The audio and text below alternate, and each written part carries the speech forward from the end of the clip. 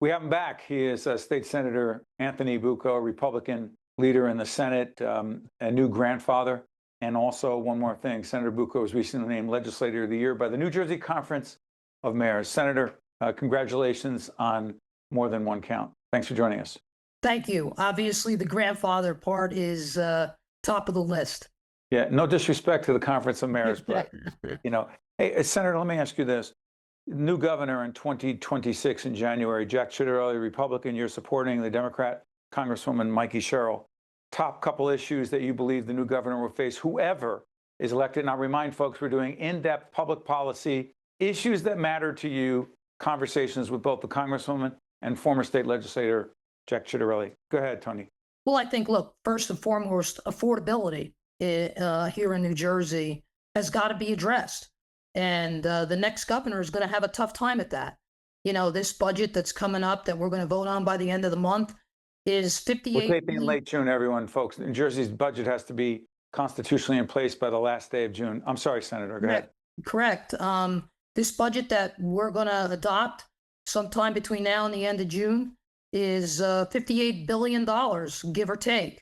It's going to leave a huge structural deficit for the next governor to have to resolve. So affordability is going to be a key issue on their plate, and they are going to have to address it, and they're going to have to address it from day one when taking office. Talk about utility rates. As we speak, utility rates, energy costs are going up significantly in the state. Please, Senator. No, that goes to the affordability crisis again. I think this governor has missed the boat here on this one. I think the governor and my Democratic colleagues on the other side of the aisle chose ideology over practicality when it came to developing our energy policy. You and I have talked about this a number of times on this show, and I've said for years now that we can't decrease supply and increase demand. And that's exactly what this energy master plan has done. And now what we're seeing is that New Jersey has become a net importer of electricity. And when that happens, you're at the mercy of the grid. And as demand continues to go up. The energy grid that, is it PJM? Is that the name of it? That's PJM. PJM is the antithesis complex. We're actually going to do an in-depth interview with the president of the Board of Public Utilities talking about this. They set the price, Senator? Well, they go to an auction. And as a result, they have to purchase energy and then they distribute it to the region. Well, how's that, Governor Murphy? How's that the Democrats' fault? Well, look, what happened here as a result of the governor's energy master plan is we shut down gas-fired plants. We mothballed a nuclear plant. And at the same time, we began to ramp up demand by saying, we're going to be completely electric. You're going to have to buy an electric vehicle by 2035. And at the same time, we went all in on wind energy. And that wind energy program failed. And as a result of that, we are now having to buy electricity off the grid. 7 years ago, we were selling electricity to the grid. We had excess electricity. And today, 7 years later, as a result of this policy, trying to make New Jersey the California of the East Coast, we are now in a position we are at the mercy of purchasing our energy off the grid. But Senator, sorry, Senator, for interrupting, but along those lines, many Republicans, President Trump, not sure where Jack Ciattarelli is on this, deny, and if they don't deny, they minimize climate change. Many would argue that, and I'm not here to defend Governor Murphy, but that another perspective is to find alternative sources of energy that help us deal with climate change.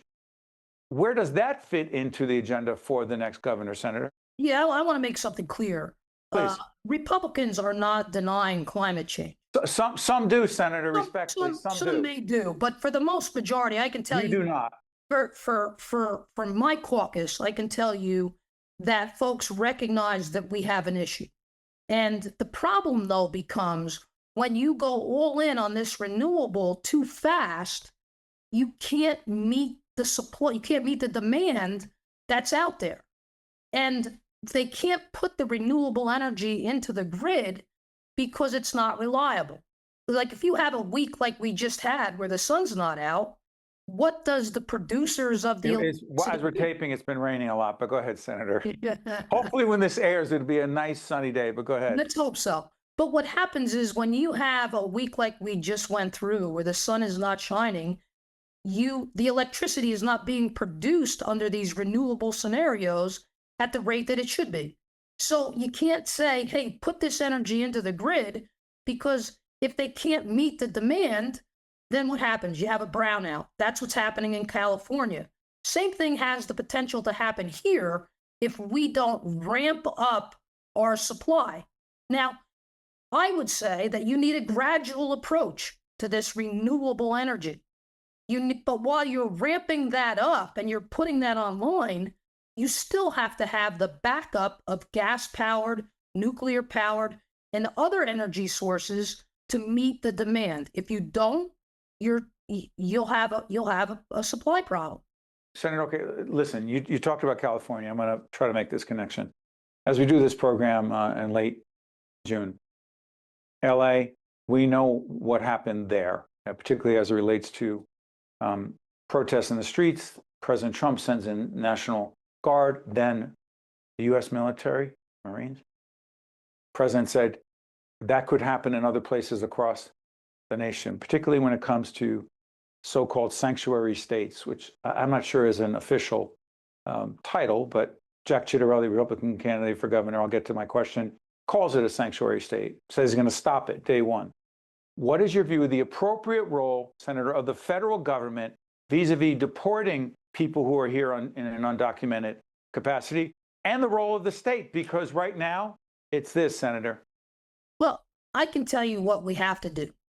We have to allow law enforcement agencies to communicate amongst themselves. And unfortunately, some of the laws that have been enacted, and one of the laws pending in Trenton right now, would prohibit that communications.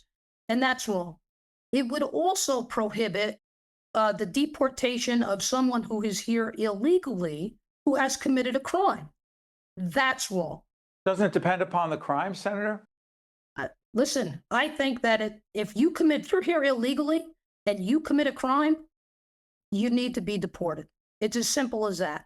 And we can't have laws that interfere with law enforcement's communications between each other, or the deportation of those individuals that are here illegally that commit a crime. It is as simple as that. It's pretty easy and straightforward.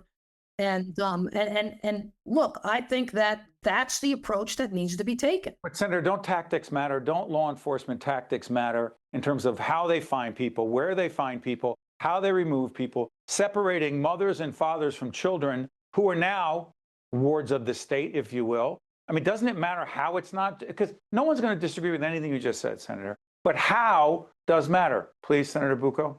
Tactics do matter. I think a lot of times things get blown out of proportion. I think that we have to be sensitive to that fact. We can't operate on rumor and speculation. That's right. We have to watch and look at the facts as they develop, and then make our adjustments accordingly. But I can tell you this, that you talk about protests in LA. I don't know about protests, but when people are throwing rocks at police officers, when they're burning cars, when it gets out of hand like that, you need to protect the residents of that state. And if the state can't handle it, then the federal government has the right to step in and take control of that particular situation. Senator, no one would argue with anything you just said, but some of the same people who say the same thing you just said would somehow characterize January 6th and the attacking of law enforcement professionals with all sorts of weapons, hurting, and in some cases, officers died later. Somehow that was different. That's not you, but there are many on the Republican side of the aisle, the so-called MAGA wing of the party, which is the party for the most part. Somehow that was different. Do you believe it was different? Oh, completely different.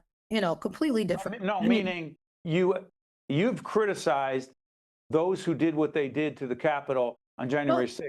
Absolutely. Those that did what they did to the Capitol on January 6th, that put their hands on police officers, that destroyed federal property need to be prosecuted to the full extent of the law. It's as simple as that. You commit a crime, you need to be arrested and you need to be prosecuted, given your due process rights, and take it from there. Regardless of who the perpetrator or the victim is. And it's hard to argue with that logic. Senator Anthony Bucco, Senate Republican leader, new grandfather. Thank you, Senator, for joining us. Wish you all the best. That's 6, you just told me. There's 6 grandchildren? Yeah. This last one is a little girl, so we now have 3 and 3. 3 boys and 3 girls. Thank you, Senator. All the best. Thank you. I'm Steve Adubato. That's the new grandfather 6 times over, Senator Bucco. We'll see you next time. State of Affairs with Steve Adubato is a production of the Caucus Educational Corporation. Funding has been provided by United Airlines, RWJ Barnabas Health. Let's be healthy together.